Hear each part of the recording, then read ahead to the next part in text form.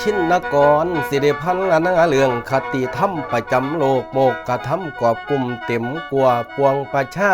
เพิ่นว่าสังขารธาสังขารบ่ตั้งเทียงสังขารบ่เป็นการเที่ยงแท้หักแปรปีนว่าเปลี่ยนไป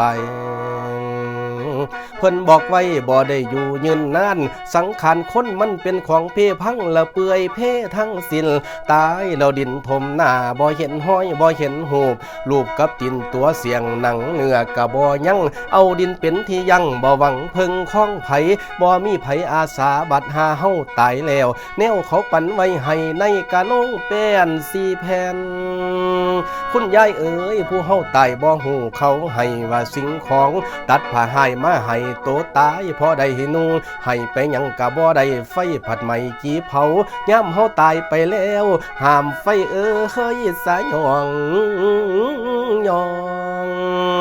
ไปหอดดินพี่ปาสาขันเผาแล้วกะเหล่านี้